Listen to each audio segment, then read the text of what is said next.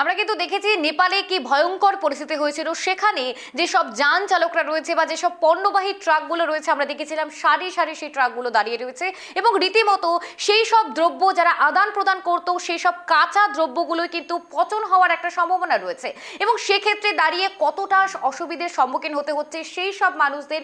কারণ আমরা দেখেছি যে এই ভারত থেকেও কিন্তু বিভিন্ন পণ্য নেপালের দিকে যাচ্ছে এবং সেই কাঁচা সবজিগুলো যদি না সময় মতো পৌঁছায় তাহলে কিন্তু নষ্ট হয়ে যাওয়ার একটা আশঙ্কা রয়েছে, এমনটা ট্রাক চালকরা জানিয়েছিলেন।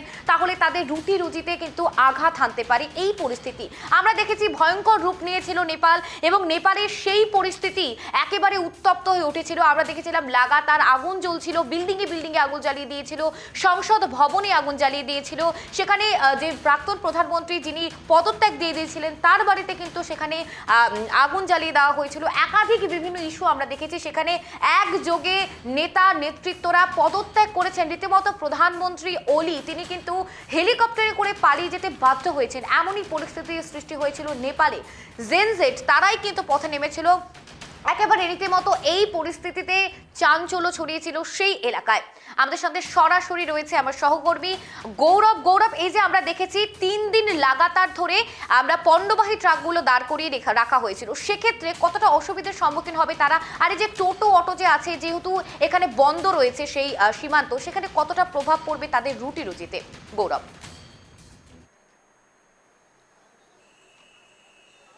একদমই সুপ্রিয়া, দেখো শুধুমাত্র পণ্যবাহী ট্রাক নয়, সেই বিষয় পড়ে যাচ্ছে। কিন্তু সবচেয়ে বড় বিষয়, আমি এখন দাঁড়িয়ে রয়েছি ভারত নেপাল সীমান্তবর্তী পানি ট্যাঙ্কি এলাকায়। গত 3 দিন ধরে ক্রসিং পয়েন্ট বন্ধ রয়েছে।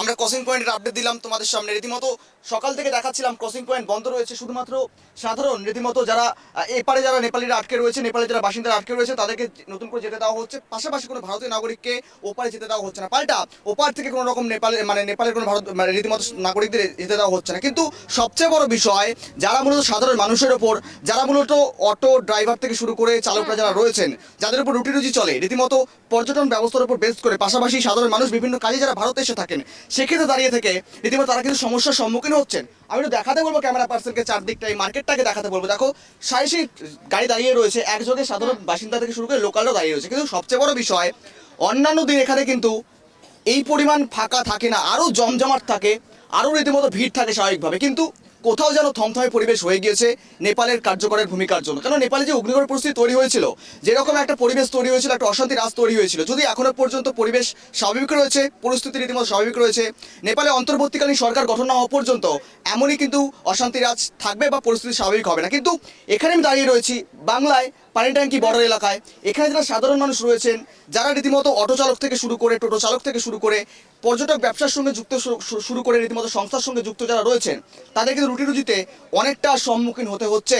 রীতিমতো ব্যবসা বাণিজ্য প্রায় লাটে উঠেছে, লসে রান করছেন তারা, গাড়ি নিয়ে বসে রয়েছেন, কিন্তু কোনো রকম ব্যবসা বাণিজ্য নেই। সরকারের তরফ থেকে আমরা আশা রাখছি কোনো রকম সহযোগিতা আসবে। কিন্তু তার আগে আমরা কথা বলার চেষ্টা করবো, ইতিমধ্যেই এখানকার লোকালসরা রয়েছেন, এখানে যারা ব্যবসা বাণিজ্যের সঙ্গে যুক্ত তাদের সঙ্গে কথা বলার চেষ্টা করবো। দাদা, আপনারা এখানকার স্থানীয়, আপনারা অটো চালক, গাড়ি চালক থেকে শুরু করে বিভিন্ন পেশার সঙ্গে যুক্ত, কতটা সম্মুখীন হতে হচ্ছে? প্রথম কথা, আমাদের তো একদম অসুবিধা হচ্ছে।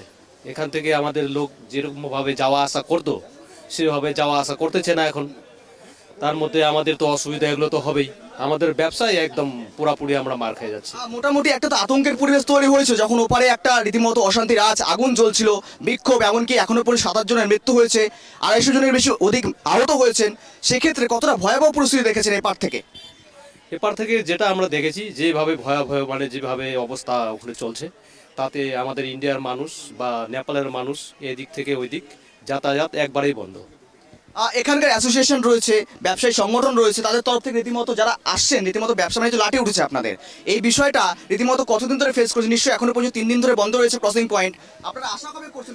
দেখো, নেপালে বেশ কিছু এটা তো আমরা সাধারণ মানুষ হিসাবে কিরকম এটা জানতে পারবো, ঠিক আছে? মানুষের মনে যে এটা খুলতে তো সময় লাগবে, খুলতে সময় লাগবে, খুলতে সময় লাগবে। সময় লাগবে। অনেকটা তো বেগ পেতে হচ্ছে দাদা আপনাদের সংসার, দাদা রীতিমতো রুটি রুজি চলছে। এটা তো পেতে হবে আমাদেরকে। কেন কি এটা বর্ডারের মধ্যে পড়ে গেছে, ঠিক আছে? আমরা বর্ডারের এই পারে আছি, ওই হিসাবে এখন প্রশাসন কি করবে ওই দিকের, সেটা তো আমরা কি করে জানবো? অন্যান্য দাঁড়িয়ে থাকেন, এখানে তো দাঁড়িয়ে থাকার সময় পাওয়া যায় না রীতিমতো, এমনটা ব্যবসা থাকে। রীতিমতো আজকে দাঁড়িয়ে রয়েছেন, একটা লক্ষ্য করা যায় সাধারণ মানুষ থেকে শুরু করে আপনারা দাঁড়িয়ে রয়েছেন, রীতিমতো খারাপ লাগার বিষয়। যদি এই বিষয়ে সরকারের কাছে কোনো আবেদন, আমরা কি আবেদন করতে পারি? আমরা এতটুকুই আবেদন করতে পারি যে আমাদের যদি বর্ডারটা তাড়াতাড়ি যদি সচল হয়, তো আমাদের এগুলোর একটু সহযোগিতা হবে বা আমাদের কর্মক্ষেত্রে একটু আশ্বাস করি। দাদা আপনার নাম? শুভেন বর্মন। দাদা আপনার সাথে কথা বলার চেষ্টা করব। সাধারণ মানুষ, হ্যাঁ, আমি সাধারণ। এই যে একটা পরিস্থিতি তৈরি হয়েছে, আচ্ছা। ব্যবসা তো লসে রান করছে, হ্যাঁ। রীতিমতো কিরকম ফেস করছে বিষয়, কিরকম দেখছেন? আমি তো আমার বাড়ি হলো এখানেই মান্ডিকে। আমি তো নেপালে কাজ করতে গেছি, তো কাজ করে দেখতেছি যে ধামাকার যে মানে ঘরে আগুন লাগাচ্ছে, রাস্তার মধ্যে আগুন। তখন আমি কালকে আসলাম, আসার পরে থেকে আমাকে তো এখানে বর্ডার সিল করে দিল, আর তো আমি যেতে পারি না। আমি নেপালে কাজ করতাম, আমার মোটামুটি 10,000 টাকার মতো আমার ওখানে রয়েছে। এখন আমরা কি বলবো, আমার কোনো বলার কোনো রাস্তা নেই। মানে ফ্যামিলি আপনার এখানে থাকে কিন্তু ওখানে কাজের জন্য ওখানে হ্যাঁ, আমরা এখান থেকে আমরা নেপাল কাজ করতে যাই সাইকেল নিয়ে। আমরা এগুলো ব্যাপার। এখন রীতিমতো ক্রসিং পয়েন্ট বন্ধ রয়েছে, এখন রুটে যদি তো অনেক অসুবিধা হচ্ছে, টান করছে। অসুবিধা তো হচ্ছে আমাদের। আমরা কি বলবো, এখন সরকার যদি এগুলো, এখন ওদিকে যদি সরকার গঠন না হয়, এদিকে যদি না খুলে, তাহলে আমরা তো বলতে কিছু পারবো না, এটুকুই আমি জানি। দাদা আপনার নাম? আমার নাম সমারু সিংহ। অনেক ধন্যবাদ। আমরা আরো কথা বলার চেষ্টা করবো। দাদা এখানকার আপনার স্থানীয়, রীতিমতো ব্যবসা বাণিজ্যের সঙ্গে যুক্ত রয়েছেন, অনেকটা বেগ পেতে হচ্ছে আপনাদের। রীতিমতো ক্রসিং পয়েন্ট বন্ধ রয়েছে, যাতায়াত করতে পারছেন না, সাধারণ মানুষ আসছেন না ওপার থেকে, রীতিমতো নতুন করে কোনো নেপালের বাসিন্দারা, রীতিমতো অটো চালক থেকে শুরু করে গাড়ি চালকরা একযোগে ব্যবসা কিন্তু লসে রান করছে, কি বলবেন? খালি শুধু ব্যবসায়িক না, যেমন আমরা যেমন দিন মজুরি, হ্যাঁ, এরকম মানে এখন বহুত ক্ষতিকরগ্রস্ত। আপনারা কি নেপালে কাজ করতে যান? হ্যাঁ, ডেইলি কাজ করতে যাই। এখন আছে যে রাজমিস্ত্রি এখানে দেখেন সাইকেল নিয়ে বসে আছে অনেকজন, মানে ক্ষুদ্র তো দিন যারা ডেইলি দিন যাতো আসতো, সপ্তাহে যে পেমেন্টগুলো, সেই পেমেন্টগুলো ওদেরকে পাওয়া মানে বন্ধ হয়ে গেছে। কিন্তু দাদা দুর্গোৎসব রয়েছে, একটা দুর্গাপুজো রয়েছে, বাঙালির একটা আবেগ রয়েছে, একটা সেখানে রীতিমতো ব্যবসায় লসে রান করা। যা অবস্থা একদম, মানে এটার বলার কোনো শেষই নেই। এখানে যে বলবো যে এপার ওপারে যে একটা পরিস্থিতি, যা একদম ভয়াবহ অবস্থা এই সাধারণ মানুষের জন্য, আর বিশেষ করে যে টোটোওয়ালার জন্য একেবারে মানে খুবই খারাপ মানে আপনারা পরিস্থিতি। রুটি করতে শ্রমিক হিসেবে যান, সেখানে রীতিমতো ব্যবসা বাণিজ্য নেই, কাজ করতে পারছেন না, পেমেন্ট পাচ্ছেন না, অনেক অসুবিধা হচ্ছে। অনেক একেবারে অনেক আর দেখুন, অসুবিধা। গতকাল রাজ্যপাল সিবি আনন্দ বোস এলেন, খতিয়ে দেখলেন সমস্যাটা। আপনারা কি মনে করছেন একটা আশা আসবে? আশা দেখেন, ওরা তো কবে আশা দেবে, এখন বর্ডার কবে খুলবে, এ নিয়ে মানুষ পুরো আতঙ্কতে আছে। একজন আসো, আমার ক্যামেরা পার্সনকে বলবো, রীতিমতো দেখলেন, আমরা কথা বলার চেষ্টা করলাম সুপ্রিয়া, যেখানে শুধুমাত্র এখানে ব্যবসায়ীরা নয়, যারা কিন্তু রীতিমতো এপার থেকে রীতিমতো প্রতিদিন শ্রমিক হিসাবে কাজ করতে যান, বিভিন্ন রকম রাজমিস্ত্রির কাজ থেকে শুরু করে বিভিন্ন রকম পেশার সঙ্গে যুক্ত, তারা কিন্তু গিয়ে থাকেন প্রতিদিন, তারা কষ্ট করে সাইকেল চালিয়ে যান, কিন্তু পয়েন্ট রীতিমতো ক্রসিং পয়েন্ট বন্ধ হওয়ার পর থেকে তারা কিন্তু যেতে পারছেন না, তাদের রুটি রুজি বন্ধ রয়েছে। আমি মার্কেট দেখাতে বলবো, দেখো সারিবদ্ধভাবে অটো গাড়ি দাঁড়িয়ে রয়েছে, কিন্তু সব ফাঁকা ফাঁকা অবস্থায়, একযোগে রীতিমতো কিন্তু কোথাও ব্যবসা বাণিজ্য নেই, সাধারণ মানুষ কিন্তু নেই। আসলে আমরা দেখানোর চেষ্টা করবো জয়দেব, একেবারেই সুপ্রিয়া দেখো, রীতিমতো এই যে এলাকা, এটা রয়েছে পানি ট্যাঙ্কি অঞ্চল এবং ব্যবসা বাণিজ্যের সঙ্গে যুক্ত পুরো এলাকা, সারিবদ্ধভাবে টাটু দাঁড়িয়ে রয়েছে, অটো দাঁড়িয়ে রয়েছে, কিন্তু ব্যবসা বাণিজ্য একেবারে লাটে উঠেছে, কোনো রকম পর্যটক নেই, কোনো রকম সাধারণ মানুষ নেই, রীতিমতো লসে রান করছে সকলে। এখানে দাদা ভাইরা বসে রয়েছেন, শ্রমিক দাদা ভাইরা বসে রয়েছেন, যারা নাকি নেপালে কাজ করতে যায়, তারা রীতিমতো যেতে পারছেন না, রীতিমতো সরকার হয়তো সমাধানের আশ্বাস বের করবে, আমরা আশা রাখছি। কিন্তু দেখো রীতিমতো এই যে সারিবদ্ধভাবে বসে রয়েছে, এনারা কিন্তু প্রতিদিন কিন্তু বসে থাকে না, একযোগে থমথমে পরিবেশ, রীতিমতো একযোগে আমরা কথা বলার চেষ্টা করি। দাদা আপনারা এপার থেকে ওপারে কাজ করতে যান নেপালে? মিস্ত্রির কাজ করি, আমাদের ওই কাজ না করে আমার ভাত নাই, এইগুলাই কাজ করে দিয়ে আমরা যে সংসার চালাই। আর এই যে এইভাবে বন্ধ থাকলে খাবে কি, না খাই মরতে হবে।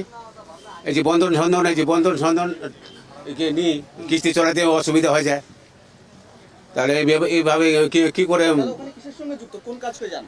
আর আমাদের মিস্ত্রির কাজ করি, আর ঢালাই কাজ করি। রীতিমতো কতদিন ধরে আটকা রয়েছেন এবারে, মানে যেতে পারছেন না কাজ? সারাভাবে দেখানো হয় যে মাঝে সাঝে এরকম হঠাৎ করে হতে থাকে, এই যে কাল থেকে যেতে পারছি না। সামনে দুর্গাপুজো রয়েছে, হ্যাঁ সামনে দুটো টাকা পয়সা লাগে, বাচ্চা কাচ্চা নুগা পাটা কাপড় খাওয়া দাওয়া, হ্যাঁ এগুলো যখন ইনকাম না হয় কি করে সংসারটা চলাবো। বেশ, অনেক ধন্যবাদ আপনাকে। দেখুন ইতিমধ্যেই আমরা দেখানোর চেষ্টা করলাম সুপ্রিয়া, যেখানে কিন্তু সাধারণ মানুষ থেকে শুরু করে একযোগে শ্রমিকরাও কিন্তু রয়েছে, এবং সেখানে কিন্তু বলা চলে রীতিমতো অটো চালক থেকে শুরু করে গাড়ি চালক একযোগে সবাই সর্বসারা হয়েছে। তারা আশা করছেন কতক্ষণে রীতিমতো ক্রসিং পয়েন্ট খুলবে এবং এপার থেকে রীতিমতো কাজ করতে যাবেন, ওপার থেকে অনেক মানুষ আসেন কাজ করতে, অনেক পর্যটক আসেন, অনেক ব্যবসার সঙ্গে যুক্ত মানুষেরা আসেন, কিন্তু রীতিমতো এখন থমথমে পরিবেশ। একেবারে বর্ডারটা তুমি শুধু দেখো, রীতিমতো ফাঁকা, যেখানে ক্রসিং পয়েন্ট, যেখানে কাস্টম ল্যান্ড ডিপার্টমেন্ট রয়েছে, অন্যদিকে রয়েছে রীতিমতো একযোগে ভারত থেকে নেপালে যাওয়ার রাস্তা, সেই মেচি নদীর উপর একেবারে গৌরব, আমরা আরো আপডেট নেব, তুমি আপাতত থাকো আমাদের সাথে। এখন কিন্তু আমরা কিন্তু দেখালাম যে পুজোর আগে এই সব এত যে একাধিক যে জায়গা রয়েছে, সেখানে কিন্তু যে সাধারণ মানুষ রয়েছে তাদের কিন্তু রুটি রুজিতে আঘাত এনেছে। এইসব আরো বিভিন্ন বিষয় নিয়ে আপনাদের আপডেট দেব।